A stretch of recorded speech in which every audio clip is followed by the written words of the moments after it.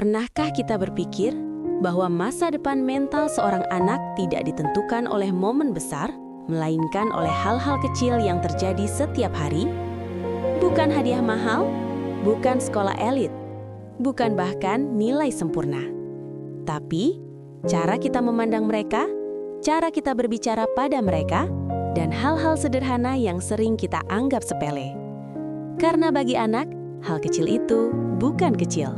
Itu adalah dunia mereka. Bayangkan seorang anak kecil yang datang dengan wajah berbinar. "Mah, lihat, aku bisa gambar ini." Dan respon yang ia terima hanya, "Ya, nanti dulu ya, mama lagi sibuk." Bagi orang tua, itu hal biasa.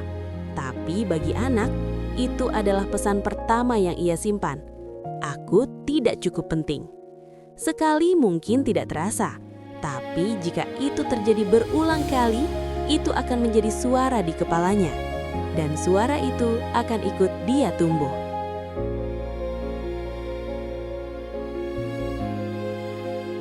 Hal kecil pertama yang membentuk mental anak adalah perhatian yang tulus. Bukan sekadar hadir secara fisik, tapi hadir secara emosional. Karena anak tidak mengukur cinta dari seberapa mahal yang kita beri, tapi dari seberapa sering kita benar-benar melihat mereka. Melihat saat mereka bicara, mendengar tanpa menyela, menatap tanpa distraksi. Di dunia yang penuh layar, perhatian adalah hadiah paling langka. Dan bagi anak, itu adalah bukti bahwa mereka berharga.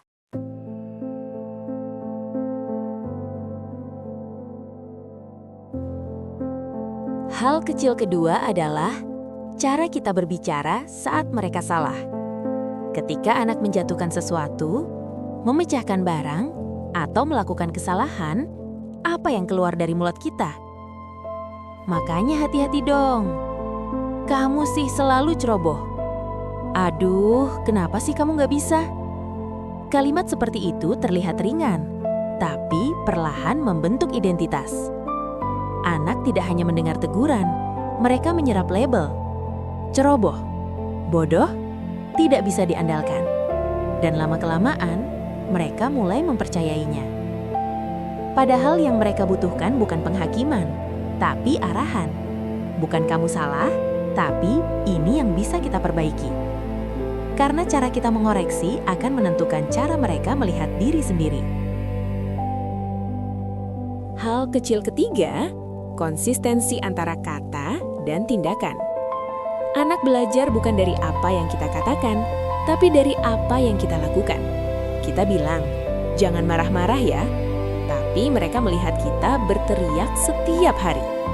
Kita bilang, "Harus jujur," tapi mereka melihat kita berbohong kecil di depan orang lain.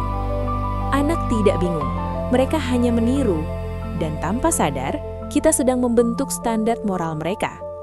Hal kecil seperti ini akan menentukan apakah mereka tumbuh menjadi pribadi yang utuh atau penuh kontradiksi. Hal kecil keempat, cara kita merespon emosi mereka.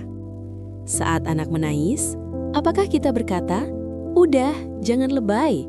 Ah, gitu aja nangis. Diam, malu-maluin."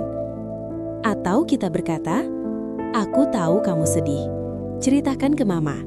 Tidak apa-apa merasa seperti itu. Perbedaan ini sangat besar. Jika emosi mereka terus-menerus ditolak, mereka akan belajar satu hal. Perasaanku tidak valid. Dan ketika mereka dewasa, mereka mungkin tidak tahu cara memahami diri sendiri.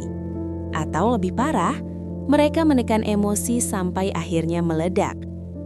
Tapi jika sejak kecil emosi mereka diterima, mereka akan tumbuh dengan kecerdasan emosional. Mereka tidak takut merasa dan tidak takut menjadi manusia. Hal kecil kelima, waktu yang tampaknya biasa saja. Makan bersama, bercanda sebelum tidur, mengantar sekolah, mendengarkan cerita sederhana mereka. Ini terlihat tidak penting, tapi justru disitulah ikatan emosional terbentuk. Bukan di momen besar, tapi di rutinitas kecil yang konsisten.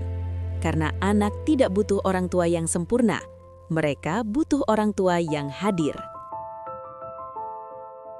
Dan yang sering kita lupakan adalah anak tidak mengingat semua yang kita lakukan.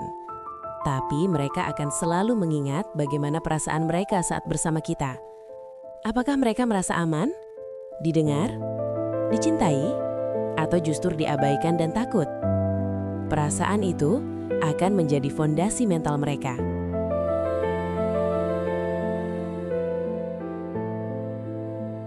Sekarang, bayangkan dua anak. Yang satu tumbuh dengan sering didengar, dipeluk saat sedih, dan diarahkan saat salah. Yang satu lagi tumbuh dengan sering diabaikan, dikritik, dan dibandingkan. Keduanya mungkin berada di sekolah yang sama, lingkungan yang sama, tapi dunia dalam kepala mereka sangat berbeda. Yang satu berkata, "Aku bisa belajar." Yang satu lagi berkata, "Aku pasti gagal." Yang satu berkata, "Aku berharga." Yang satu lagi berkata, "Aku tidak cukup." Dan semua itu berasal dari hal-hal kecil yang terjadi setiap hari.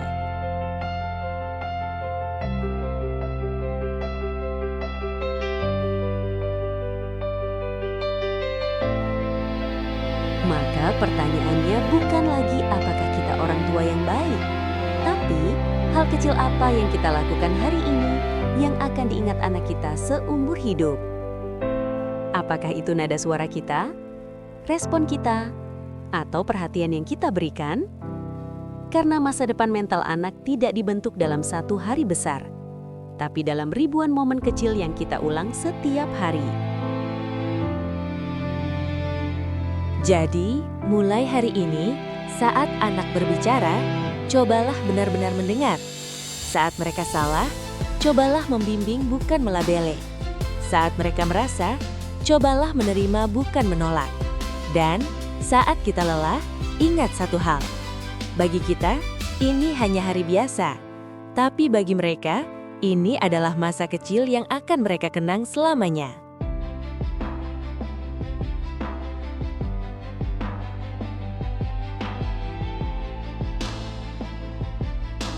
Karena pada akhirnya, hal kecil yang kita lakukan hari ini bisa menjadi suara dalam kepala mereka di masa depan.